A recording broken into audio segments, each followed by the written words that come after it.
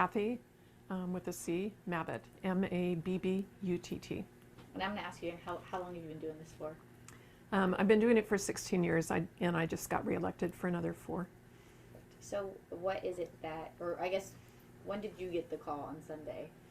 I got the call just a few minutes after noon that there were 4 homicides, but I didn't go to the scene because of law enforcement doing their investigation first. So I didn't actually go to the scene until about 5 or 5:30. Can you walk us through, like, for our viewers, kind of the process between when police show up and then you guys getting the bodies and doing your examinations? Sure. Well, law enforcement goes through and looks for any evidence, takes videos and pictures of everything in there, and they'll start talking with people. So I don't really need to be there for that. They can't move the bodies. I mean, the bodies have to stay as they were until the coroner gets there. So that's what my job is, to look at the bodies. As a coroner, do you guys do the autopsies and all that? No, we some do if they're an actual medical examiner, but we have forensic pathologists and we contract with Spokane to do that. So in your experience, what is it that you saw when you showed up? Well, there was a lot of blood. It was a very sad scene with 4 murdered college students. You're ruling all 4 deaths homicides? Yes. Okay. And can you give us a manner of death? Yeah.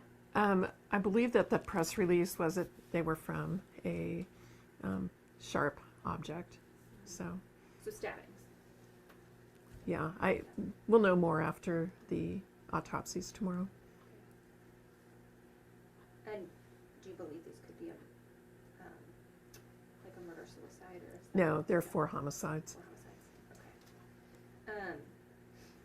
Okay. And when it comes to doing the investigation post-autopsy, that falls on you, correct?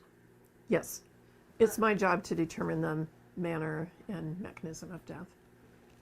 And then I know with toxicology results, there can often be, at least in Washington, a delay. So do you have any idea how long it could take, if those were relevant, to get any type of results back on that? Well, the toxicology reports, right, they usually take 4 to 6 weeks, sometimes longer. But they might, I don't think they're going to be relevant in the actual manner or cause of death. And do we know how long between the time of death and when police found them, approximately? No, I don't know for sure. Do we have any, could it have been hours? Could it have been a day? Was it maybe close? Is there any sort of time frame there?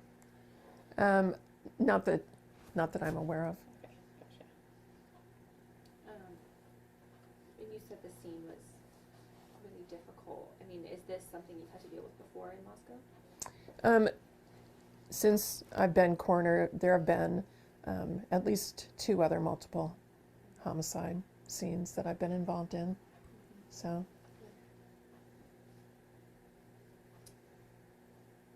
Would you say this is probably the most gruesome? Oh, it's hard to just single it out. It's the only one I've been to where there have been 4 people at one scene. There have been the other ones have had multiple scenes. And was anybody else injured, like any non-deceased people? Not that I'm aware of, but I wouldn't necessarily be notified either. Okay. I didn't know if that was because the injuries could be similar, it might matter to you. Oh, But right. no. Okay. Were the deceased all in close proximity to each other, or were they in different rooms?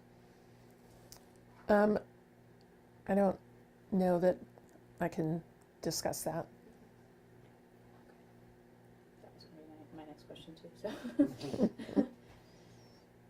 I think Will we be able to get a copy of your report once it's concluded? I'm sure it'll be. Oh, sure. Yeah. Yes. Okay, just call. Yes. Okay. Yep. Thank you. do you know what the time frame for that would be? It just depends on how relevant the toxicology report is, but Oh, okay. So- Okay, so it would the 4 to 6 weeks. Then. it could be. Yeah. Yeah. Thank you. You're welcome. Yeah, Okay, yeah, thank you. We appreciate it. sure.